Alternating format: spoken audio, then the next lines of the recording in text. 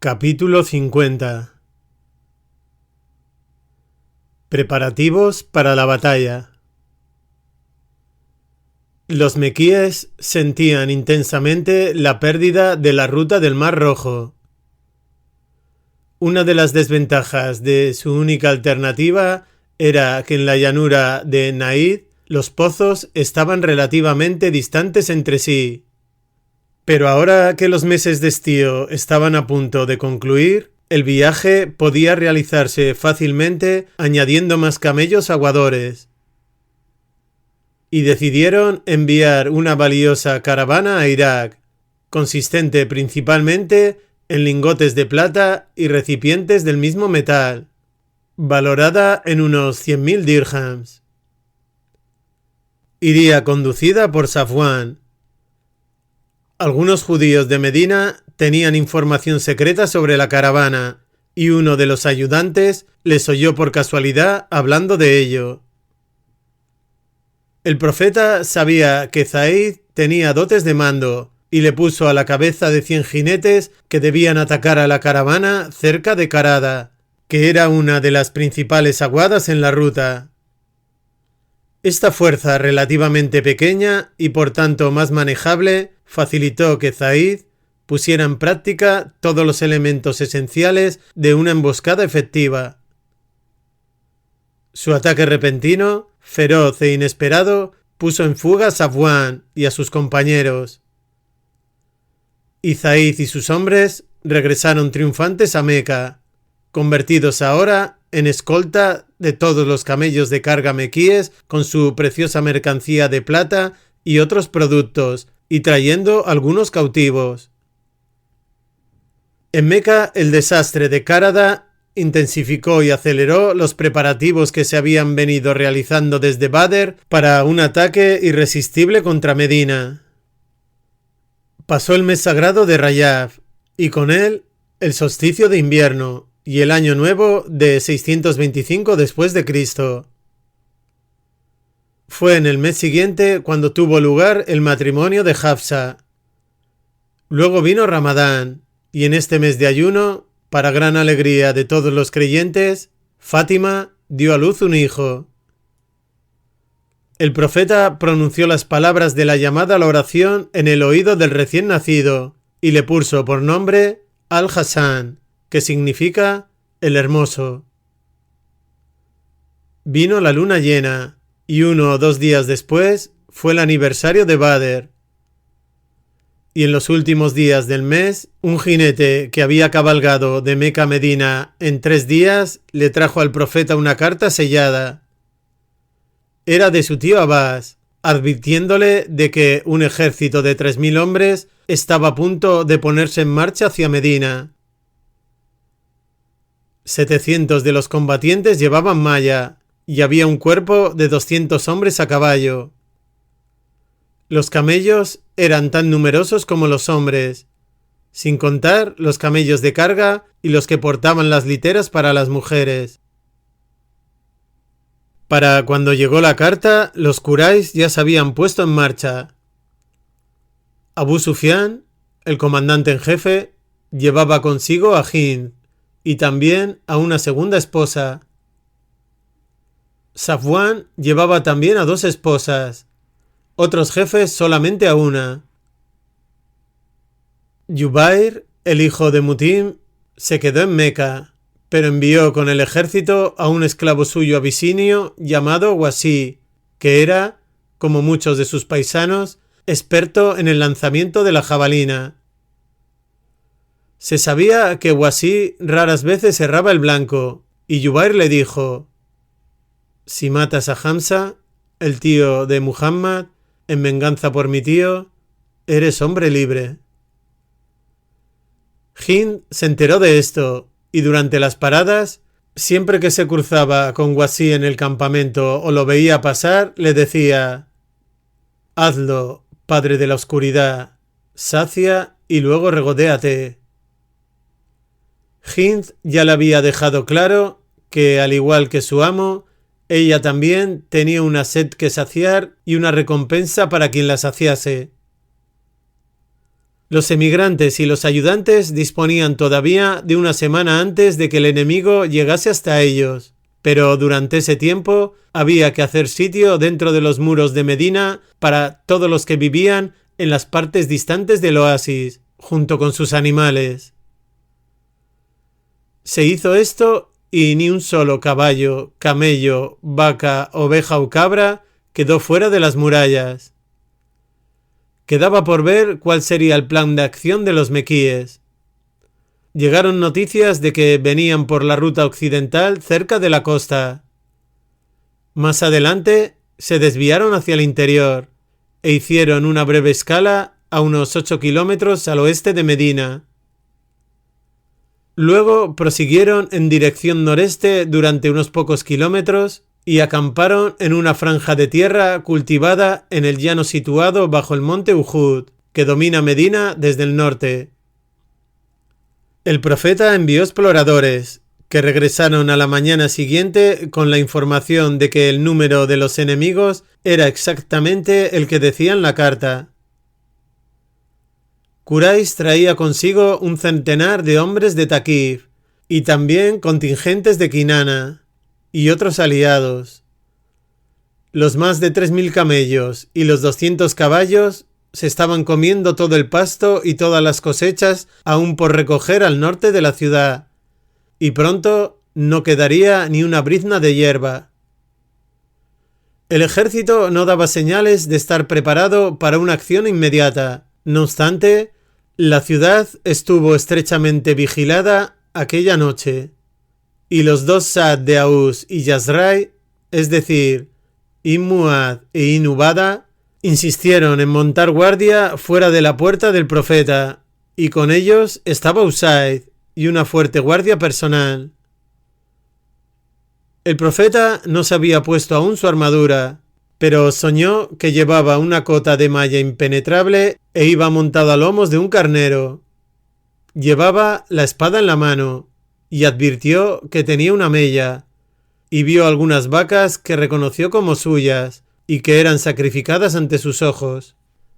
A la mañana siguiente contó a sus compañeros lo que había visto y lo interpretó diciendo: «La cota de malla impenetrable es Medina, y la mella en mi espalda es un golpe que me alcanzará a mí. Las vacas sacrificadas son algunos de mis compañeros que caerán muertos, y en cuanto al carnero sobre el que monto, es el jefe de su escuadrón a quien, si Dios quiere, daremos muerte».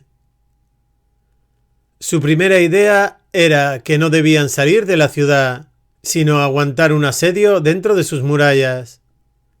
Deseaba, sin embargo, que otros confirmasen su opinión, ya que de ninguna manera se trataba de una convicción, así que abrió una consulta sobre si debían salir de la ciudad o no. Inubai fue el primero en hablar. «Nuestra ciudad», dijo, «es una virgen que nunca ha sido violada contra nosotros. Nunca hemos salido de ella para atacar al enemigo sin que no hayamos sufrido numerosas pérdidas.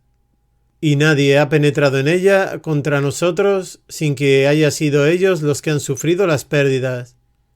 Por lo tanto, déjalos donde están, oh enviado de Dios. Desdichada será su situación mientras se queden, y cuando retornen lo harán abatidos y frustrados en su intención, sin haber conseguido nada bueno». Un elevado número de los compañeros más antiguos, tanto de los emigrantes como de los ayudantes, se inclinaban por la opinión de Inubai. En consecuencia, dijo el profeta: «Permaneced en Medina y llevad a las mujeres y a los niños a las fortalezas». Solamente después que hubo pronunciado estas palabras, se hizo evidente que la mayoría de los hombres más jóvenes ardían en deseos de salir a combatir al enemigo. «Oh enviado de Dios», dijo uno de ellos, «guía nuestro avance contra el enemigo, que no piensen que les tememos o que somos demasiado débiles para ellos».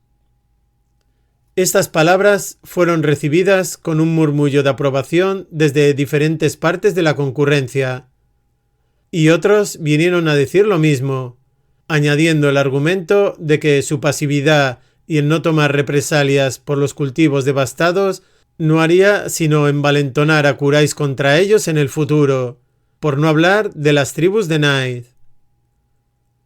Hamza, Sa'd ibn Ubada y otros de los más experimentados comenzaron entonces a inclinarse hacia este parecer. En Badr, dijo uno de ellos, no contabas sino con 300 hombres, y Dios te dio la supremacía sobre ellos. Y ahora somos muchos y hemos estado esperando esta ocasión y pidiendo a Dios por ello, y Él la ha traído a nuestra misma puerta. Entonces se levantó para hablar uno de los más ancianos allí presentes, un hombre de Aus llamado Haytamá.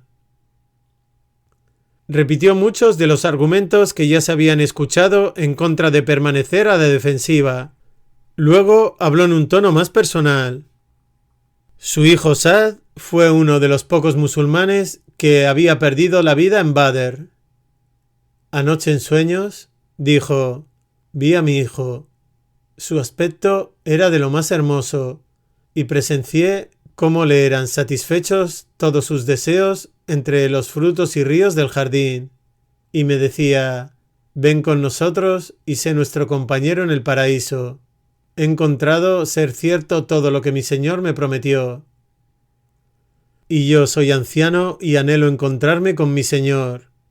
Pide pues, oh enviado de Dios, que Él me conceda el martirio y la compañía de Sa'd en el paraíso. El profeta hizo una invocación por Haytamá, sin duda en voz baja, porque no se ha conservado las palabras. Luego se levantó para hablar otro de los ayudantes, esta vez un hombre del Jarrah, Malik ibn Sinan.